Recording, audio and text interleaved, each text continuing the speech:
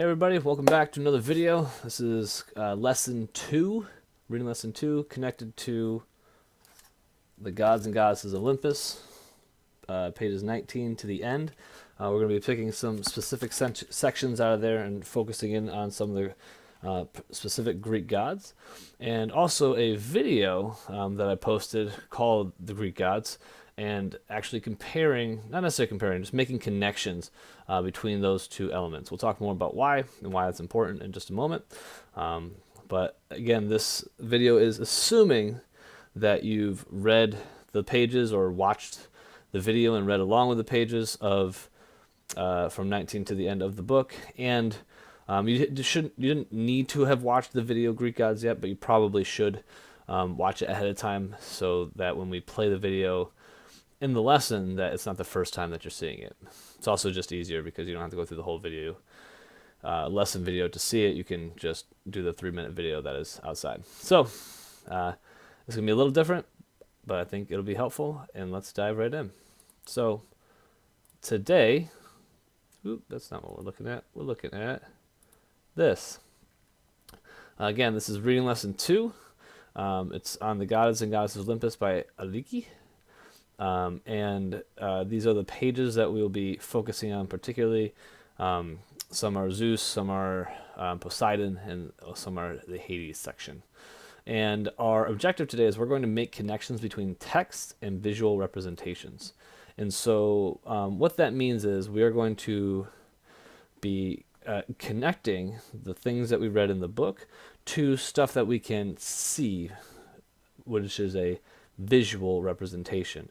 In this case, it's a video. Visual representations can be pictures and illustrations. They can also be movies or comic strips or, like I said, pictures, illustrations.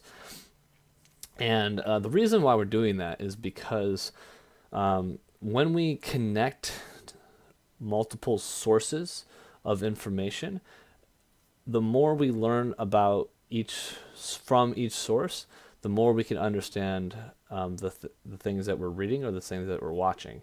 And the more we learn about, and this is going to sound kind of dumb, but the more we learn about something, the better that we understand it, depending on, and the more different sources or the more different kinds of representations we can see about that information, the better we understand it. A very clear example of this in your life is just if there's a new student that came to school and it's been about a month and you haven't really met them yet, the more people that you ask about them and then ask them themselves, the more you're going to understand who they are. And so good readers and good thinkers, when we're reading something or learning about something, such as the Greek gods, we don't just use one book or representation. We can use other visual representations, other books, and use the information there to connect and help us understand what we read in the book. This is especially important with the topic that we're doing now. I know I've shared some things and mentioned to you that online there is a bunch of different information, videos, articles, movies about different Greek gods and goddesses and the stories that are behind them. And so you can use all of those to help you understand the things that we're talking about in class. And so I'm going to, I know connections kind of come naturally to some people, and then today when we go through the lesson, I'm mostly just going to give you some ideas of what to think about and what to notice when you are connecting them. So let's get back to our worksheet. And so by the end, you guys are going to explain how the description of Hades in the book connects to the visual representation of Hades in the video Greek gods. And so it's a little bit different than comparing them. We're not going to say how they're similar and how they are different. We're just going to make some connections from the video to help us understand what we saw in the book. So not necessarily comparing, but just making connections.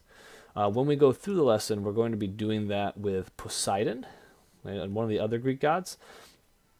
And so that way we'll get some practice, and then you can do it on your own. So it's not going to be like some lessons where all the thinking questions lead up to the exit ticket. It's going to be, we're going to do the kind of thinking that we should do for Hades about Poseidon with these questions, and then do the completely over again. with a different god in the exit ticket. Okay? So before we dive in, just do our vocabulary and activation. There's a lot of words, so I'm going to not try to give too much of an explanation after each one, unless I feel like it really needs it. The first word is headstrong, which means determined to have one's own way. Someone is headstrong when they are stubborn. They want something to go the way that they want to go, and that's it. Number 2, the word is repent, is to be sorry or feel remorse for sins or transgressions. Basically, if someone did something wrong to somebody else, they feel bad about it, so they want to make up for it. Number 3 is exquisite. It means made in a lovely or delicate way. Okay, something that is beautiful, delicate, is made exquisitely. It's exquisite. Word 4 is mischievous. It's a fun word. Tending to behave in an annoying or mildly harmful way. So someone is mischievous. They're kind of like a prankster. They don't necessarily want to hurt anybody, but they like doing things that they're not supposed to do because they think it's funny. Okay. Number 5 is shrewd, which means clever and careful. It means someone who is shrewd. They think of good solutions or smart solutions to problems, and they are careful in that they try not to make too many mistakes. Word 6 is haggard, having a very tired, worried, or wasted look. After running a bunch of miles and someone comes in, they might look haggard, or someone who's been living on the streets for a while, they don't have enough supplies or food or shelter, they might look haggard. And number 7, the word is grotto, which is a cave or cavern, or an artificial construction resembling a cave. So yeah, basically just a cave is another word for grotto, a hole in the mountain. Number 8, the word is empire, means a group of nations under one ruler. When we learned about the American Revolution, we learned that England was the head of the British Empire, because it was not just England, there was many, many other countries that they were they were the rulers of. Okay. Number 9, the word is droughts, which is long periods of time with little or no rain. Exactly what a drought is. Number 10, the word is constellation. It is a group of stars that is thought to look like and is named after an animal, object, or person. If you've ever looked up at the night sky, I'm sure when we learned about Harriet Tubman, she followed the North Star, or if you've heard the song, she followed the drinking gourd. That means that drinking gourd, that spoon-shaped sign in the sky, was a constellation that she followed to find her way north. And so constellations are just any group of stars. You've heard them in astrology, like Orion and the Big Dipper, Leo, lots of different constellations. Number 11 is a lyre. It's a stringed instrument of ancient Greece that is similar to a harp. It is plucked like this. If you can see me, it's very pretty sounds. Number 12, the word is scores, sets or groups of 20. You might think of scores like scores in a video game or scores in sports, but the word scores also means just a group of 20 things. 13, overthrew, removed from power by force. We learned that Zeus overthrew his father, meaning that his father was in charge, and then Zeus came in with his siblings and the Hecatotenaries and the Cyclopses and said, "Nope, I'm in charge now," and threw them out. So that's what overthrew meant. And number 14, scepter, is a rod carried by a king or queen as a symbol of royal power. You've probably seen this, and if you've ever seen any king or queen, they usually have something that they're walking with, a staff that is a scepter. All right, those are the words. Now, I just wanted to make sure I was on the right thing. Just to get your brain working in the direction of what we're talking about today, in this text, we will see that certain gods are connected to special animals, like Hera, this is the peacock. Describe an animal that is special to you or someone you know. Why is it special? So I think everyone has an animal that they think is special, or they know someone who has an animal they think is special. So take a minute now, pause the video, and fill it out. And now that you're back, animal that is very special to me is my dog Delilah. Some of you have seen pictures or videos of her.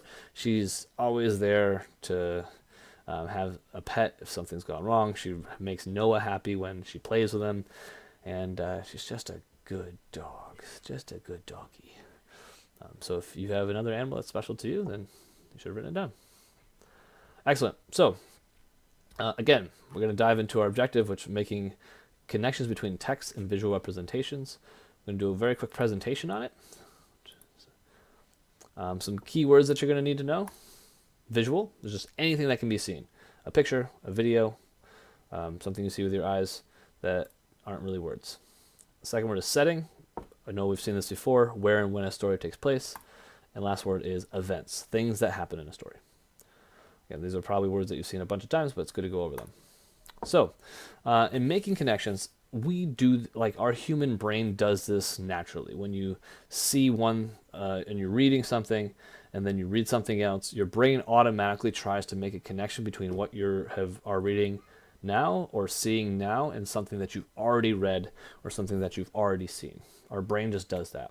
And that the reason why our brain does that is because when we make connections, it helps us understand things that we already know a little bit better, and then we can use what we already know to help understand the new thing that we're learning a little bit better too. And so there's not really a lot that I'm going to be teaching you about making connections, just I want to give some advice about what to notice your own brain doing when it's making connections. So we're going to talk about the text, and then we're also going to talk about the visual representation. And so when reading a text, notice details about characters, setting, and events. That's what we do all the time. Those are whole separate lessons. We notice character traits and their feelings, their motivations. Setting, we notice where things take place. Events, we notice what happens. We're already doing that when we're reading. Those are skills that we've practiced a bunch, so we're going to notice those details. But now when we're doing a visual illustration or performance, a video or a movie or even a picture, we're going to consider these same things, character, setting, and events. But we don't necessarily haven't thought about how to think about character, setting, events when it's a performance or it's a video or a movie or something like that. And so I'm just going to lay out some things to think about for these different categories. So like characters, we can notice, what do they look like? How do they move? Or what is their tone of voice? And so when we think about this, we can then make a connection to the characters that we read about. For example, in the video, we'll see many of the different Greek goddesses, and they might act similarly, or they might look like similar things that we see in the book, and that can help us understand them a little bit better. Okay. For as far as setting goes, where, when, and where is it? What are details within the setting? And what mood or feeling is given off? Okay. So when, again, we're reading books, we notice the setting.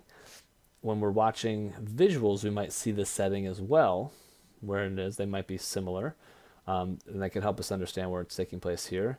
There might be some more details that are given that we can see that aren't described that help us understand a little better.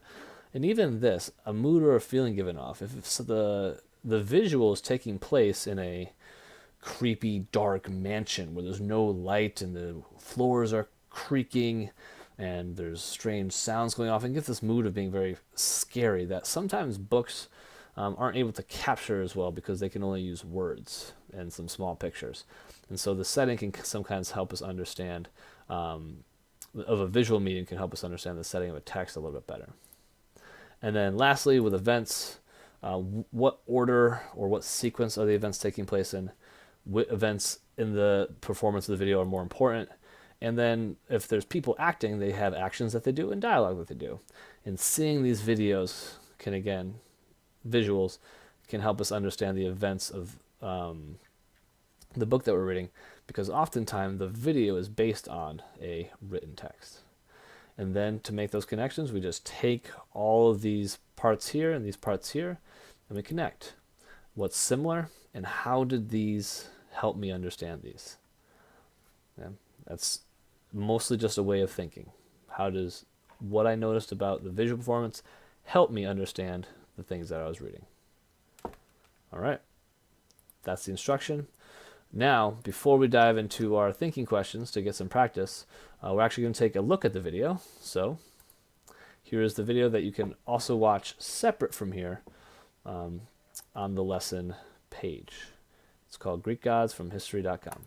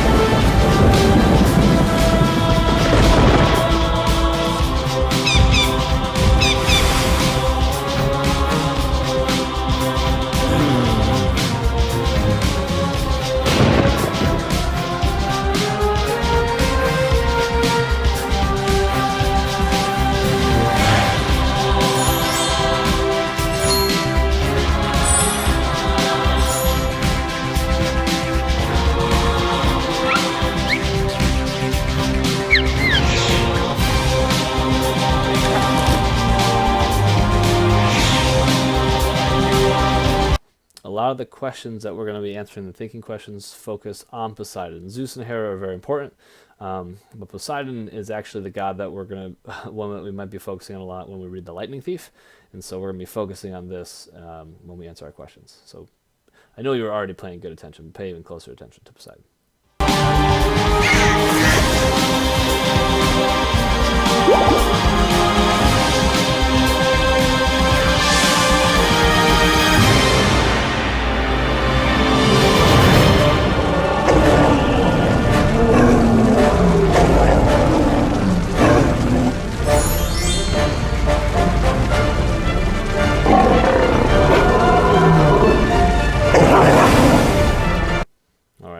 And there's a bunch more that they go through. If you would like to, you can watch the video on your own, but we're just going to use that section for today in our lesson. It is a good video to watch, so if you want to go back and view it yourself, feel free to watch the rest of it. All right, so let's go to these thinking questions. And again, it's having us think about the visual that we just watched to help us understand what we read in the text. And so most of the questions are going to tie directly to the text, and we'll see how they're connected and how the video helped us understand them. So first question, how does the video creator use music to make the subject interesting? This question doesn't necessarily connect to helping us understand the text, but it is something to notice about how the author and creator of the video did something so that we can notice it as well. So take a moment right now to, if you need to, go back and rewatch and listen if you weren't paying attention to music before, and fill out your response. Now that you're back, great. I'm going to play just a moment of the video. If you notice in books, there's no music, but in videos, the people who make them can use music to make the subject more interesting. And so, right from the very beginning, you like the drum beat, you got the song going in the back, and then get to the 80s, you'll notice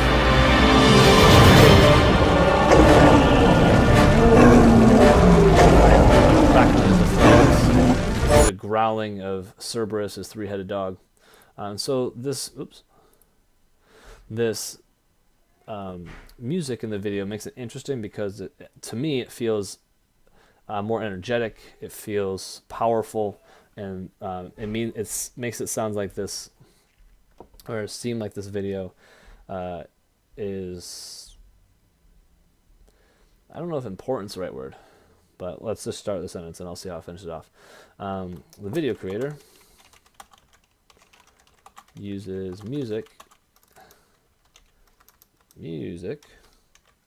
to make the subject interesting by using intense, strong music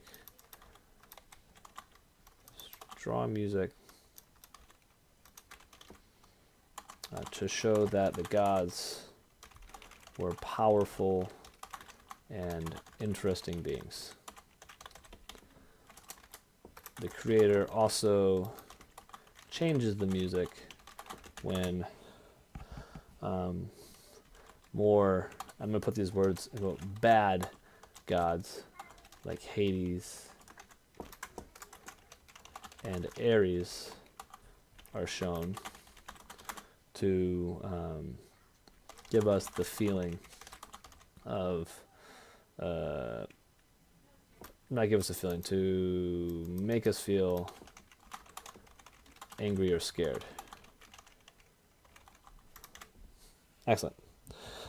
And so now that we've talked about the music to make it interesting, now we can listen to the music and the sound effects that show descriptions from the text about Poseidon. And so you'll need to go back into the text, gods and goddesses, and read what the details about Poseidon, and then take a look at the video and see how the music and sound effects show descriptions that are from the text about Poseidon. So take a moment, pause, answer the question.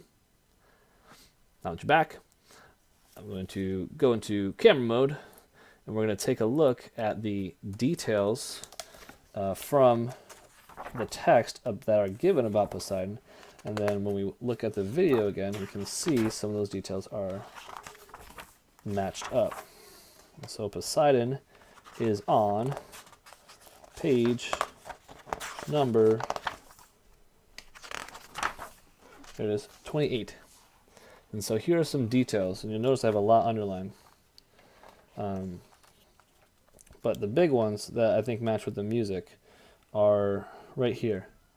Most of the time, Poseidon lived in a golden underwater palace with his queen, Amphitrite, a lovely sea goddess. And also up here, he is god of the sea and earthquakes. We also see in the pictures, that's where he lives. He lives in the sea. And most of his life revolves around the ocean in some way. And so, when we watch the video about him, I almost did it again, but I remembered this time, about Poseidon, listen to the music and the sound effects.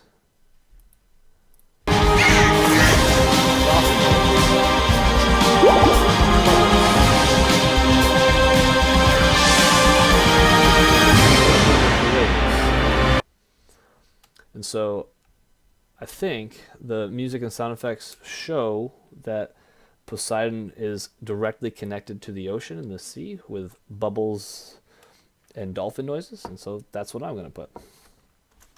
Music and sound effects show that Poseidon is connected to the ocean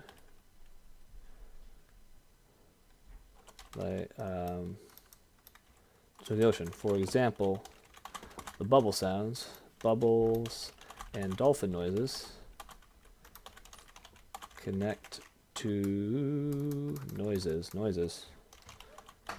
connect to the details that Poseidon was the god of the ocean. Cool. Great. So I know it's not a very deep question, but in the video, seeing the bubbles, seeing the hearing the sound effects from the dolphins help us again connect Poseidon to the ocean, so that we can remember, oh, the Greek god Poseidon, what is he about? Oh, he was about the ocean. He was connected to that. So, now, a lot of these, if I'm going to go to the connections for a second, we're talking about like the setting and some of the parts of the characters with Poseidon. Now, some of the events or the other symbols that connect with him. And so, what does Poseidon do in the video that shows the descriptions from the text as well? So, check your text back, some of the things that Poseidon does, and also what you see in the video, and see if they connect. Go ahead and take a minute and pause. Now that you're back, we're going to go back into camera mode, and again, look at page 28, the things that Poseidon does. Beep, beep, beep, beep, beep, beep, beep, beep, beep. That were also reflected in the video. So, what are some things that Poseidon does? Well, he shook his trident. Right, so he has a trident and uses that. Okay, he created the first horse, which we show that he rode horses. Okay. Right here it says, when he was calm, rivers dried and islands formed. And so those are the things that he did. He lived in the underwater palace with his queen. He raced the waves and traveled to Olympus in his golden horse-drawn chariot. And so in the video, we saw that he rode horses. He had his trident and used his trident as a weapon. And he lived under the ocean. And so, let's just take it again. We don't think we need to watch it again. So, in the video, Poseidon rides on horses and dolphins, lives in the ocean, and uses a trident.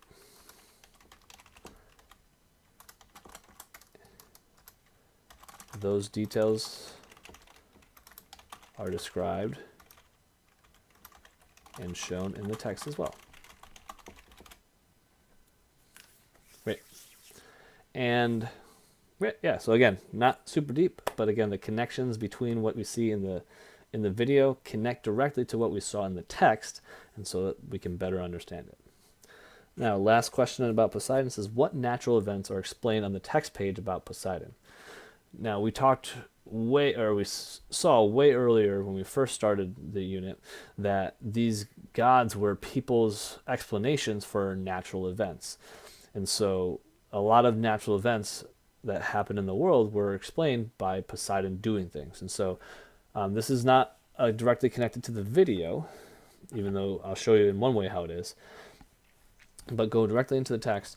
Notice what it describes Poseidon doing, and then think about other natural occurrences that are connected with those actions.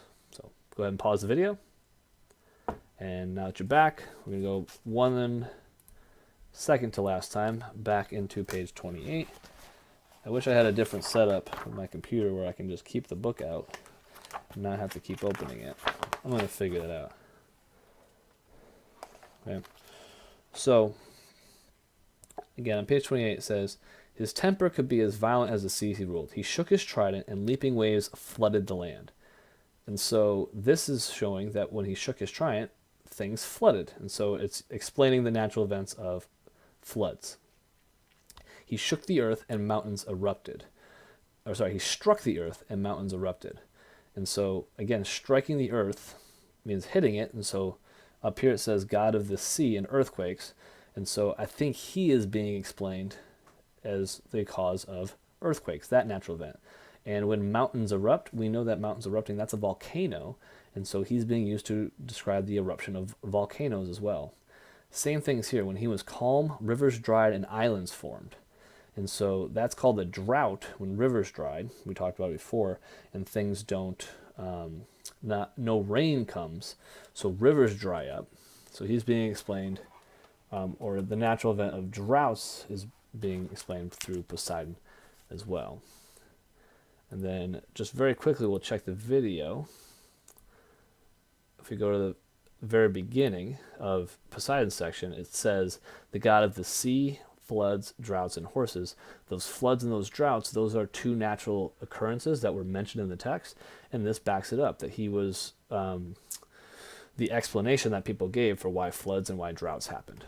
And so, in the, go down here.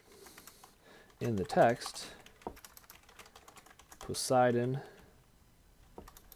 it is explained that Poseidon is the cause of flooding, droughts, volcanoes, and earthquakes.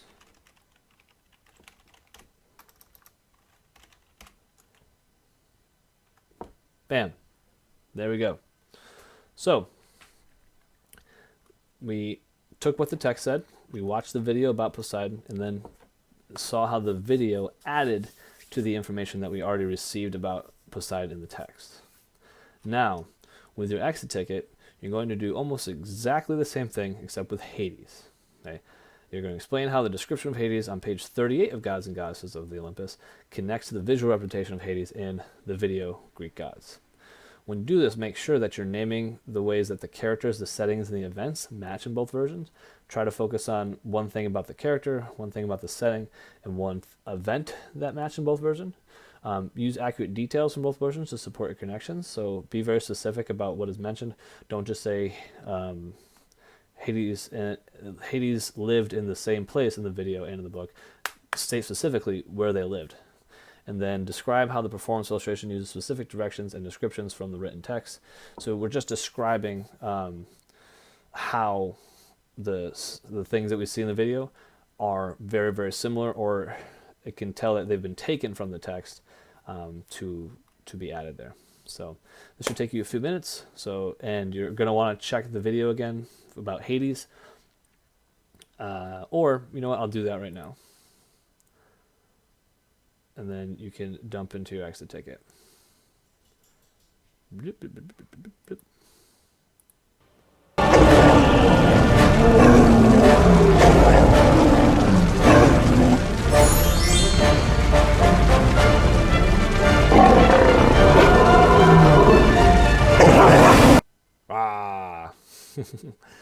Now, I know that was just a short clip, but there's actually lots of descriptions that we can get that are very similar to the descriptions of Hades we see in the text. So go ahead and pause and do your exit ticket. And now that you're back, we're going to, one last time, go into camera mode so I can show you the details that I noticed in the text that were directly shown in the video as well. So, talking about setting first, actually, Hades lived in the underworld. That was shown in the video, that was shown here. Okay? And a little bit more of the setting, it was grim and gloomy. In the video, it was shown as fire and kind of more angry than gloomy, but still very grim and scary looking. And I think that also matches with the setting too, is looking at the pictures and how it's described again. Underground, grim and gloomy.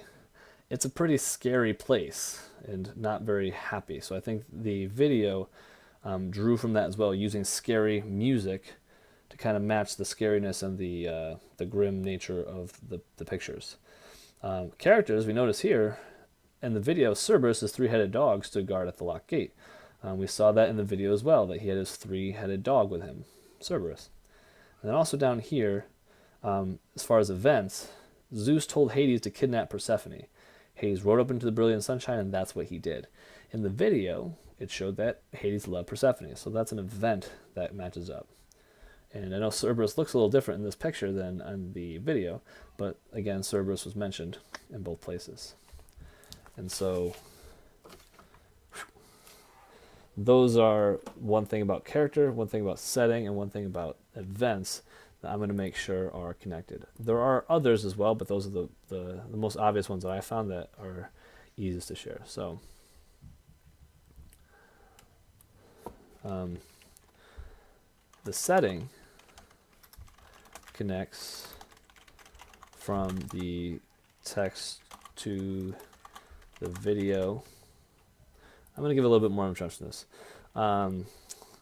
The text from, it's got to be underlined, the gods and goddesses of Olympus,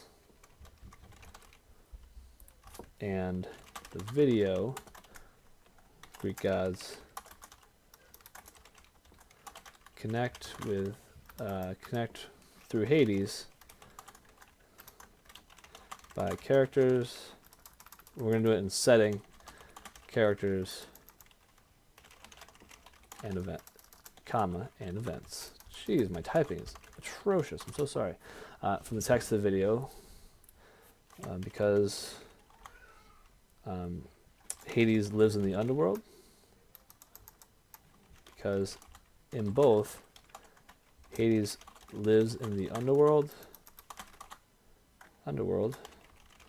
and it's shown as a grim and scary place.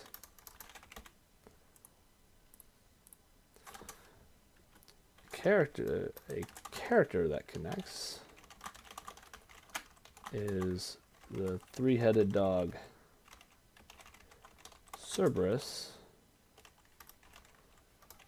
who guards the underworld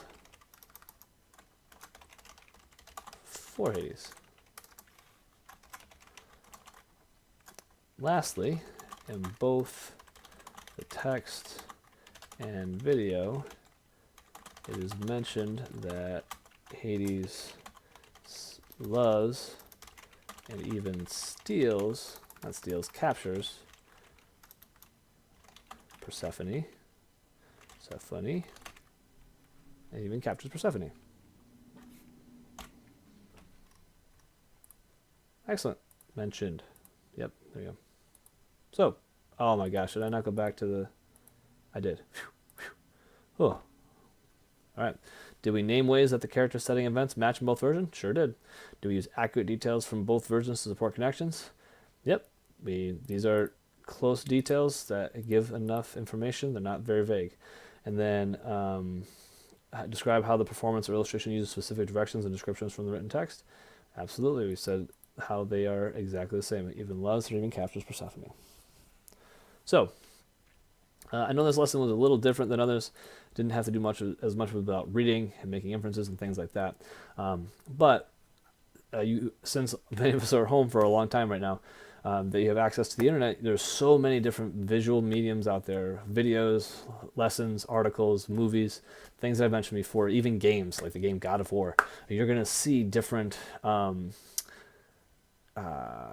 takes, different interpretations of these different Greek gods. And so you can use all the things that you're seeing to help understand the things that we're reading. So I hope that lesson was helpful for you. You thought about some ways that things connect and that you can use those connections to continue to help you understand. Can't wait to see your work. See you in the next lesson or the next Zoom call.